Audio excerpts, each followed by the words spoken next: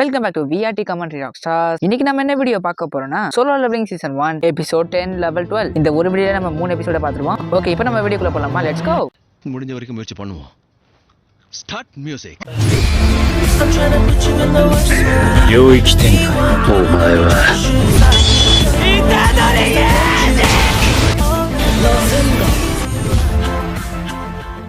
Open பண்ணா போன எபிசோட்ல ஜூஹி ஜின்வும் வெளியே வந்திருப்பாங்கல்ல. அப்ப ஜூஹி ஜின்வை பார்த்து நீ ரொம்ப மாறிட்ட, நான் சொல்ல போறேன்னா ஏ ரேங்க்ல பி ரேங்க் டஞ்சன்ல போக வேண்டியது, ஆனா நான் எப்பவுமே டில இ ரேங்க் டஞ்சன் தான் எடுப்பேன், ஏன்னா எனக்கு ரொம்ப பயம். அப்படி இருக்கும்போது நான் உன்ன சந்திச்சேன் ஜின்வு, எப்பவுமே நான் உன்னை ஹீல் பண்ணிட்டே இருக்கேன், எனக்கு அது ரொம்ப சந்தோஷமா இருந்துச்சு. ஜின்வு வந்து ஒரு எசன்ஸ் ஸ்டோனை கொடுத்துருப்பான்ல, அந்த ஸ்டோனை ஜூஹி வந்து ஜின்வு கிட்ட கொடுத்துட்டு அவ வந்து ஹண்டர்ல இருந்து ரிட்டையர் ஆக போறாளாம். அவங்க அம்மா அப்பா கூட ஊர்ல இருக்க போறாளாம். எப்பயாவது அந்த பக்கம் ஜின்வு வந்தா எங்களை மறக்காம பாத்துட்டு போ அந்த மாதிரி சொல்லிட்டு அவளும் கிளம்பிடுவா. அப்பதான் ஜின்வு வந்து ஒரு விஷயத்தை யோசிச்சு பார்ப்பான். என்னன்னா அந்த மேனேஜர் வந்து எப்பயே கண்டுபிடிச்சிருப்பா ஜின்வு தான் வந்து டான்ஸ் அங்க கொண்டான்னு. அதனால அவர் ஜின்வு கிட்ட என்ன சொல்வார்னா, ஒரு இ ரேங்க் இவங்கலாம் கொண்டது நான் நம்பவே முடியல, நீ வந்து ரீ அவேக்கனிங் ஆயிருக்க, ஆனா கொஞ்சம் ஜாக்கிரதையாவே இரு. டங்ஸோட தம்பி ஹவாங் டங்ஸ் உன்னை கண்காணிச்சிட்டு இருக்கான், அவன் ஒரு எஸ் ரேங்க் ஹண்டர். கவர்மெண்டால எஸ் ரேங்க் ஹண்டர்ஸை ஒண்ணுமே பண்ண முடியாது, ஏன்னா அவங்களாம் ரொம்ப ரொம்ப ஆபத்தானவங்க, அவங்களை எதிர்க்க முடியாது. நீ வேணா கொஞ்சம் உன் ஃபேமிலியோட வெளியூருக்கு போவேன், அப்பதான் நீங்க சேஃபா இருப்பீங்கன்னு சொல்லிட்டு அவரும் கிளம்பிடுவாரு. இப்ப ஜின்வு வந்து இதுக்காகவா லெவலப் ஆகி ஆகணும். அதுக்கப்புறம் காலையில பார்த்தா நம்ம ஜின்ஹோ வந்து ஒரு ஸ்ட்ரைக் டீமே உருவாக்கிட்டான். ஆனா என்ன, ஒரு சில குடிகாரங்க, காயப்பட்டவங்க, சின்ன பசங்க சின்ன பொண்ணுங்களா இருக்காங்க. எதுக்குன்னா அந்த சி ரேங்க் டஞ்சனுக்கு மொத்தம் 8 பேர் வேணும். ஆனா நம்ம ஜின்வு வந்து பவர்ஃபுல்லா இருக்கிறதால ஜின்வும் ஜின்ஹோ மட்டும் தான் உள்ள போறாங்க டஞ்சனுக்குள்ள, மத்தவங்க எல்லாரும் வெளியே தான் இருக்க போறாங்க. அதுக்கப்புறம் ஜின்வு வந்து ஒரு கல்லை கையில வச்சுக்கிட்டு அந்த காங் டேசிக்க கொல்லும் போது எனக்கு இந்த கல்லு கிடைச்சது, இதை இப்ப பயன்படுத்த வேண்டிய நேரம் வந்துச்சுன்னு நினைக்கிறேன் அப்படின்னு சொன்னதுக்கப்புறம் அந்த கல்லை உடைப்பான். அந்த கல்லை உடச்சுனா ஜின்வுக்கு வந்து ஸ்டெல்த் பவர் கிடைச்சதும். அதுக்கப்புறம் ஜின்வும் ஜின்ஹோவும் 2 பேரும் தனியா டஞ்சனுக்குள்ள போயிருவாங்க. ஜின்வோட தங்கச்சி இருக்கால, அவளோட ஃப்ரெண்ட் ஒருத்தி கூட நான் இந்த ஸ்ட்ரைக் டீம்ல இருப்பா. இந்த ஸ்ட்ரைக் டீம் சேர்ந்தவங்க வந்து எல்லாருமே இவங்க 2 பேரும் மட்டும் எப்படி உள்ள போயிருக்காங்க, கண்டிப்பா திரும்ப தப்பிச்சு தான் வர போறாங்க அப்படின்னு நினைச்சிட்டு இருப்பாங்க. கடைசியில ஜின்வும் ஜின்ஹோவும் வந்துருவாங்க. எல்லாரும் இவங்க 2 பேரும் ஓடி தப்பிச்சு தான் வந்திருக்காங்கன்னு நினைப்பாங்க. ஆனா கேட் வந்து க்ளோஸ் ஆகும். இவங்க 2 பேரும் ஒன்னா சேர்ந்து டஞ்சன் ஃபுல்லா முடிச்சு விட்டானுங்க. அதை பார்த்து எல்லாருக்கும் பயங்கரமான ஷாக்கு. அதுக்கப்புறம் நிறைய டஞ்சனுக்கு போட்டு தனியாவே ரேட முடிச்சுட்டு வந்துருவானுங்க. அப்படி போற ஒரு டஞ்சன்ல தான் ஜின்வு வந்து ஃபர்ஸ்ட் டைமா ஸ்டெல்த் ஸ்கில்ல யூஸ் பண்ணுமா. கண்ணுக்கு தெரியாம மறைஞ்சடிக்கிறது தான் அந்த ஸ்டெல்த் ஸ்கில். அது மட்டும் இல்லாம டேஷ் ஸ்கில் லெவலப் ஆயிடுச்சு, இவனும் பயங்கரமா லெவலப் ஆயிட்டே இருக்கான். அது மட்டும் இல்லாம இன்னும் 2 புது ஸ்கில் வேற கிடைச்சிருக்கு. ஒன்னு ஃபேட்டர் ஸ்ட்ரைக், இன்னொன்னு அட்வான்ஸ்ட் டேகர் பைல்டிங். ஜின்வு வந்து திரும்ப டீமன் காஸ்ட்க்கு போனாமா யோசிப்பான், ஆனா போறதுக்கு இன்னும் லெவல் பத்தாது, அதனால இன்னும் லெவலப் ஆகணும்னு யோசிச்சுட்டு இருப்பான். அப்பதான் ஜின்வுக்கு வந்து ஒரு புது குவெஸ்ட் ஓபன் ஆகும். அது என்னன்னா ஜாப் சேஞ்ச் குஷ். அதுக்கப்புறம் ஒயிட் டைகர் கில்டர் சேர்ந்த மேனேஜரை காட்டுறாங்க. இவரு பேர் வந்து ஹான். நம்ம ஜின்னோட ஸ்ட்ரைக் டீம் இருக்குல்ல, அதான் ஜின்வு கூட இருக்கானே, இவங்க 2 பேரும் மார்க்கெட்டை விட அதிகமான விலையில சீரங் டஞ்சன் கேட்ட வாங்குறாங்க. இப்படியே விட்டு நம்மளுக்கு டஞ்சன் கிடைக்காம போயிடும் போலயே அப்படின்னு யோசிச்சுட்டு இருக்கும்போது சங் ஜின்வுன்ற பேரை படிக்கிறாரு அந்த ஃபார்ம்ல. இவருக்கும் ஜின்வு நல்லா தெரிஞ்சிருக்கு, ஏன்னா டபுள் டஞ்சன் ஜின்வு வந்தால, அதனால இவருக்கு அந்த பேர் நல்லாவே ஞாபகம் இருக்கு. இவருக்கு வந்து ஜின்வு கண்டிப்பா ரீ அவேக்கன் ஆயிருக்கான் அப்படின்னு சொல்லிட்டு ஒரு முடிவுல இருப்பாரு. எப்படின்னு கேட்டா ஜின்வு வந்து இது வரைக்கும் 3 பேரழிவை சந்திச்சிருக்கான். அதுல ஏகப்பட்ட பேர் இறந்திருப்பாங்க, ஆனா ஜின்வு மட்டும் தப்பிச்சிருப்பான். என்னென்ன அழிவுனா, முதல் அழிவு வந்து டபுள் டஞ்சன், 2வது சம்பவம் வந்து டாங் சக் ஸ்ட்ரைக் கூட அழிவு, 3வது கேங் டாஷி கூட மரணம். இது எல்லாத்தையும் ஜின்வு வந்து தப்பிச்சு வந்திருக்கான். இது எல்லாத்தையும் வச்சு பார்த்தாலும் தெரியுது ஜின்வு வந்து ரீ அவேக்கனிங் ஆயிருக்காங்க. நம்ம உடனே அவங்க என்ன பண்றாங்க பாப்போம்னு சொல்லிட்டு ஜின்வு எந்த டஞ்சனுக்கு போயிருக்கானா இவங்களும் அங்க போவாங்க. ஆனா ஜின்வோட தங்கச்சி ஃப்ரெண்ட் இருக்கும்ல, அந்த பொண்ணும் இங்க எல்லாம் வரக்கூடாது, இங்க இருந்து போகும்னு சொல்லும். ஹானும் ஆமா நீங்க எல்லாம் ஹண்டர்ஸா அப்படின்னு கேட்டா அவளும் ஆமான்னு சொல்லுவா. அதை கேட்டு ஹான் செம்ம ஷாக் ஆயிருவாரு. அப்படின்னா டீம்மேட்ஸ் எல்லாம் விட்டு சங் ஜின்வு மட்டும் தனியா உள்ள போயிருக்காரா, அப்படின்னா அவர் அந்த அளவுக்கு சக்தி வாய்ந்தவரா அப்படின்னு செம்ம ஷாக் ஆயிருவாரு. சரி உங்க தொந்தரவு பண்ணதுக்கு மன்னிச்சுக்கோங்கன்னு சொல்லிட்டு இவரும் அப்படியே கிளம்பிடுவாரு. அதுக்கப்புறம் ராத்திரி ஜின்வு வீட்டுக்கு போகும்போது ஹான் அப்ப அங்க வருவாரு. ஜின்வு கிட்ட பேசி ஒயிட் டைகர் இல்ல ஜின்வுவை சேர்க்கலான்னு பாக்குறாரு. ஆனா ஜின்வு வந்து அதுக்கு 3000 கோடி கேட்பான். ஹானும் எங்களுக்கு சுப்பீரியர் பேசி ஏதோ சொல்றேன் அந்த மாதிரி ஏதாவது சொல்லுவாரு. ஜின்வும் அப்படியே நம்ம பேசி முடிச்சாச்சு நான் கிளம்புறேன் அப்படின்னு சொல்லிட்டு போமா. ஆனா போகாம திடீர்னு ஹானு கூப்பிட்டு ஆமா என்ன பத்தி யார் உங்ககிட்ட சொன்னது, நீங்க என்ன ஃபாலோ பண்றீங்களா என்ன அப்படியே ஜின்வு சொல்லுவானா. ஹான் திரும்பி பார்த்தா ஜின்வுவை காணோம். ஆனா ஹானோட ஃபேஸ்ல பார்த்தா திடீர்னு ஒரு ஸ்கிராட்ச் உருவாகுது. ஹான் வந்து என்னது ஸ்டெல்தா அப்படின்னா இவருக்கு ஸ்டெல்த் ஸ்கில்லும் இருக்கா. இப்ப புரியுது எனக்கு ஏன் யூஜிங் கன்ஸ்ட்ரக்ஷன் இவ்வளவு காசு கொடுக்குறாங்கன்னு. ஒருத்தர் வந்து ஏகப்பட்ட சீரங் டஞ்சனை வாங்கினான்னு சொல்லிட்டு எங்களுக்கு ஒரு ரிப்போர்ட் வந்துச்சு, அதுலதான் நாங்க சங் ஜின்வுன்ற பேரை பார்த்தோம், உங்களுக்கு மட்டும் தான் தெரியுமா இல்ல வேற யாருக்காவது தெரியுமா அப்படின்னு ஜின்வு மறைஞ்சுக்கிட்டே சொல்லுவான். அவரும் எனக்கும் என்னோட அசிஸ்டன்ட்டுக்கு மட்டும் தான் தெரியும், என்னோட ரகசியம் வந்து யாருக்கும் தெரியவே நான் நினைக்கிறேன், ஒருவேளை அப்படி மக்கள் யாருக்காவது தெரிஞ்சா நான் முதல்ல உங்க 2 பேரும் தான் சந்தேகப்படுவேன். ஆனும் நான் சாக விரும்பல, நான் யார்கிட்டே சொல்ல மாட்டேன்ற மாதிரி சொல்லிடுவாரு. அதுக்கப்புறம் ஜின்வு வந்து அவர்கிட்ட ஒரு டீல் பேசுவான். எங்களை 3 சீரங்க கேட்ஸை வந்து நான் உங்களுக்கு விற்கிறேன், அதுக்கப்புறம் நாங்க ஃபியூச்சர்ல உங்க சீரங்க கேட்ஸை நாங்க தொட மாட்டோம், ஒரு கேட்டோட விலை 30 கோடி. ஆனா ஹானுக்கு வந்து ரேட் ரொம்ப அதிகமா இருக்கான், அதனால ரேட்டை கொஞ்சம் கம்மி பண்ணலாம் சொல்லுவாரு. ஜின்வும் சரி பரவாயில்ல, நாங்க உங்களுக்கு 3 கேட்ஸுமே தரோம், நாங்க 20 கோடிக்கு அந்த சீரங்க கேட்ஸ் உங்களுக்கு கொடுக்குறோம் அப்படின்னு சொல்லிட்டு டீல முடிச்சுப்பான். அதுக்கப்புறம் ஜின்வும் கிளம்பிடுவான். அதுக்கப்புறம் ஜின்வும் ரெடி ஆயிட்டு ஜாப் சேஞ்ச் குஷ்டுக்கு ரெடி ஆகும். ஜின்வும் ஜாப் சேஞ்ச் குஷ்டுக்கு வந்து அக்செப்ட் கொடுத்துருவான். ஒரு பெரிய டஞ்சன் ஓபன் ஆகுது, இவனும் உள்ள போறான். ஆனா என்ன நம்மளால டெய்லி குஷ்டம் வந்துட்டான். உள்ள வந்து பார்த்தா ஒரு கோட்டை மாதிரி இருக்கு. இந்த டஞ்சனுக்குள்ள வந்து ஃபுல் ரிகவரியும் அதுக்கப்புறம் போஷன்ஸ் யூஸ் பண்ண முடியாது. அப்ப திடீர்னு யாரும் நடந்து வர சத்தம் கேட்கும். யாராதுன்னு பார்த்தா ஒரு நைட் வருது. ஜின்வும் கத்தி வச்சு சண்டை போறான், ஆனா அதுக்கு ஒண்ணுமே ஆகல, கத்தி யூஸ் ஆக மாட்டேன்னு சொல்லிட்டு ஜின்வு வந்து அவன் கையாலேயே அதோட தலையை அப்படியே பிச்சு எடுத்துருவான். ஆனா இந்த ஒரு நைட்டு மட்டும் இல்ல, இன்னும் நிறைய நைட் எல்லாம் வருதுங்க. அப்படியே ஜின்ஹோவோட வீட்டுல வந்து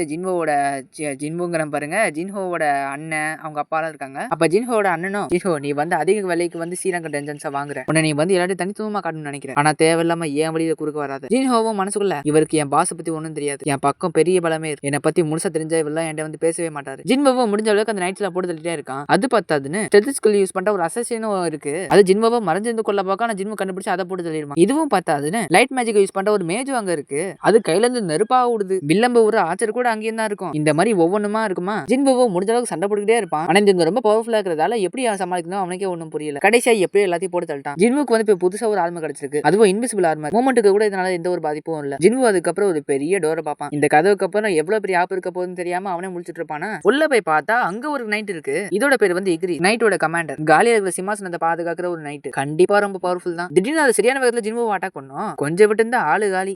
இக்ரிஸ் வந்து செம்ம பவர்ஃபுல்லா இருக்கு, ரொம்ப ஸ்பீடாவும் இருக்கு. ஜின்ஹோவால இவன் அட்டாக் கூட பண்ண முடியல, ஏன்னா எல்லாத்தையும் டாஜ் ஆவறானே. அப்படியே ஒரு அட்டாக் பண்ணாலும் இக்ரிஸ்க்கு ஒன்னும் ஆகல. ரெண்டு பேரும் ஒரே அளவுல தான் ஸ்பீடா இருக்காங்க. ஆனா ஜின்ஹோவோட இக்ரிஸ் ரொம்ப பவர்ஃபுல்லா இருக்கு. ஜின்ஹோவும் கத்தி வேலை செய்ய மாட்டேங்குது. இனிமே என் கைதான் ஆயுதம்னு சொல்லிட்டு கையில சண்டை போட ரெடியா இருப்பான். இக்ரிஸும் ஜின்ஹோ ஒரு மாதிரி பார்த்துட்டு அதோட வெப்பன்ஸ் எல்லாத்தையும் தூக்கி போடுது. ஏன்னா ஜின்ஹோ வந்து கையில சண்டை போறான்ல, அதனாலயா அது வந்து கையால ஜின்ஹோவை அடிச்சு சும்மா பறக்க விடுது. ஆனா இக்ரிஸ் குத்துலாம் சும்மா மரண கொலையா இருக்கும். ஜின்ஹோ வந்து எல்லாத்தையும் பிளாக் பண்ணதால ஜின்ஹோவோட கையில வந்து பயங்கரமான காயம். ஆர்மர் போட்டு வந்து இவ்வளவு காயம்னா ஆர்மர்லாம் போனா ஜின்ஹோ வந்து செத்துருவான். அதுக்கப்புறம் ஜின்ஹோவும் இக்ரிஸ் சண்டை போடுவாங்க பாருங்க, சும்மா கொலை மாசா இருக்கும். ஒருத்தருக்கு ஒருத்தர் சலிச்சவங்க சொல்லிட்டு சரியான வேகத்துல சரியான பவர்ஃபுல்லா சண்டை போடுவாங்க. திடீர்னு ஜின்ஹோ வந்து அதோட கழுத்தா மாட்டிலே சும்மா உதைப்பானா. இக்ரிஸ் செம்ம கண்டாயிட்டு ஏர்லயே அவன் அடிக்குங்க. ஜின்ஹோ ஏர்ல பறக்கும் போதே அடின்னு பொழந்து அப்படியே அடிச்சு பறக்க விட்டு அந்த சிம்மாசனம் இருக்குல்ல அதுல ஜின்ஹோ வந்து தாங்க முடியாம உட்காந்துருவான். அதுக்கப்புறம் இக்ரிஸ் அவன் முன்னாடி நின்னுட்டு அப்படியே அவன் கத்தியை திரும்ப வர வைக்கும். இக்ரிஸ் கத்தியை வச்சு சும்மா ஒரே போடு. அவ்வளவுதான் ஜின்ஹோவோட கதை முடிஞ்சு போச்சுன்னு பார்த்தா நம்ம பையன் சும்மா விட்டுவானா, அவனோட கையில இருந்து கத்தி தடுத்துருவான். ஜின்ஹோ வந்து நான் இன்னும் தோத்து போகலன்னு சொல்லிட்டு ஜின்ஹோ அவனோட கத்தியை வச்சுட்டு அதை இக்ரிஸோட கண்ணிலே ஒரே குத்து. அதுக்கப்புறம் ஜின்ஹோவோட எல்லா பவரையும் வச்சு இக்ரிஸ ஒரே குத்து அந்த கத்தியால, அதுவும் எங்க இக்ரிஸோட கழுத்துலயே. அவ்வளவுதான் இக்ரிஸோட கதை முடிஞ்சது. ஜின்ஹோவும் நல்லா நான் ஃப்ளூக்ல ஜெயிச்சிட்டேன், கொஞ்சம் விட்டு இருந்தா செத்துருப்பேன்னு நினைச்சிட்டு இருப்பான். திடீர்னு பார்த்தா அவனுக்கு 4 ரிவார்ட்ஸ் கிடைக்கும். 15 லட்சம் கோல்டு, இக்ரிஸோட ஹெல்மெட்,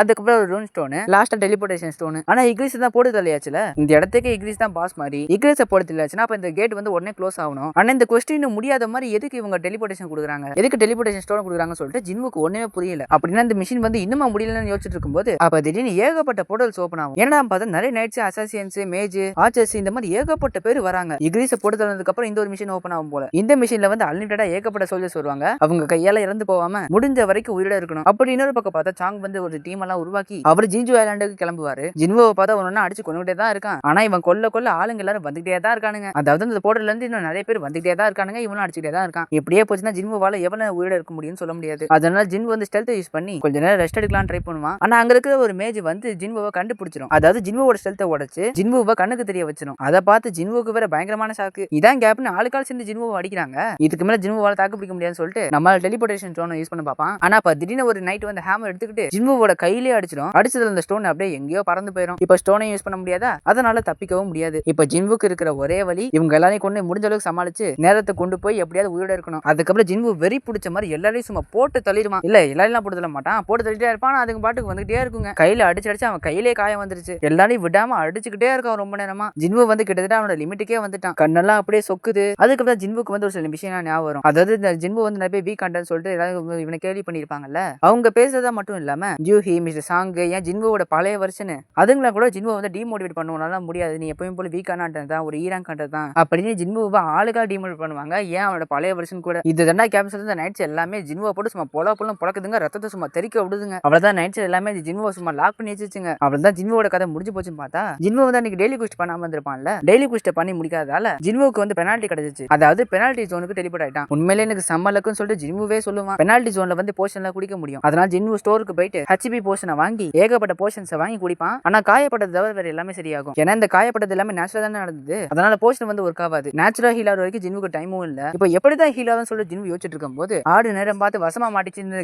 சொல்ற மாதிரி அந்த பெனால்ட்டி ஜோன்ல ஒரு சில பெரிய பெரிய புழுலாம் இருக்கும்ல, அந்த புழு எல்லாமே ஜின்ஹோ அட்டாக் பண்ண வந்துருங்க. ஜின்ஹோ அதுங்க எல்லாத்தையும் சும்மா போட்டு பொளந்துருவான். கடைசி அதுங்க எல்லாத்தையும் கொன்றுவான். கொன்னதுல ஜின்ஹோ லெவல் அப் ஆயிட்டு ஒரு வேளைய கடைசியில ஹீல் ஆயிருவான். அதுக்கப்புறம் ஜின்ஹோ ஸ்டோருக்கு போயிட்டு நைட் கில்லர்னு சொல்லிட்டு ஒரு புது கத்தியை வாங்குவான். டிஃபென்சிவ் ஆர்மர் போட்டுக்கிற பீஸ்ட் எல்லாம் இந்த கத்தியை வச்சு ஈஸியாவே அதுங்களை போட்டு தள்ளிடலாம். அது மட்டும் இல்லாம இக்ரிஸ் கொண்டதுக்கு அப்புறம் ஜின்ஹோக்கு வந்து ஒரு ரூன் ஸ்டோன் கிடைச்சிருக்கும்ல, அந்த ரூன் ஸ்டோன்ல இருந்து ஜின்ஹோக்கு வந்து ஒரு புது ஸ்கில் கிடைக்கும். இந்த ஸ்கில்லுக்கு வந்து மானாவே தேவையில்லை. என்ன ஸ்கில்னா ரூலர்ஸ் ஹேண்ட். இதோட பவர் என்னன்னா இக்ரிஸ் வந்து அதோட கத்தியை வந்து வேற இடத்துல சொல்லி வச்சிருக்கும்ல, இந்த பவர் யூஸ் பண்ணி இக்ரிஸ் வந்து அதோட அங்க இருக்கிற கத்தியை அதோட கை கொண்டு வந்திருக்கும். தூரமாக எந்த பொருளா இருந்தாலும் அப்படியே நம்மளால கண்ட்ரோல் பண்ண முடியும் அந்த பொருளை. இப்ப புரியுதா? ஜின்ஹோவும் அதுக்கப்புறம் ரெடி ஆயிட்டு இப்ப அதுங்களை என்ன பண்றேன்னு மட்டும் பாருன்ற மாதிரி கெத்தா இருப்பான். பெனால்ட்டி ஜோனோட டைம் முடிஞ்சிருமா, நம்மளால திரும்ப அந்த ஜாப் சேஞ்ச் குஸ்டிக்கே திரும்ப அந்த இடத்துக்கே வந்துட்டான். அந்த நைட் கில்ல கத்தியால ஈஸியா இதுங்களை எல்லாத்தையும் கொல்ல முடியுது. என்னதான் அவ்வளவு பேர் கொன்னாலும் நிறைய பேர் வந்துட்டே தான் இருக்கானுங்க. எப்போ அவனுங்க எல்லாரும் வந்துட்டே இருக்கானுங்க பார்த்தா தூரத்துல பார்த்தா ஒரு மேஜ் இருக்கும். அந்த மேஜ் தான் போர்ட்டல் ஓபன் பண்ணி நிறைய பேர் இங்க வர வைக்குது. அப்படியே அந்த நைட்ஸ் வர வைக்கிற மேஜஸ் தான் ஃபர்ஸ்ட் போட்டு தள்ளணும்னு சொல்லிட்டு ஃபர்ஸ்ட் ஒரு மேஜை வந்து போட்டு தள்ளிடுவான். ஒரு மேஜை போட்டு தள்ளினாலே அது வர வச்ச நைட்ஸ் எல்லாமே தானாவே இருந்து போயிடுறாங்க. அப்படின்னா ஃபர்ஸ்ட் இந்த மேஜஸ் தான் போட்டு தள்ளணும்னு சொல்லிட்டு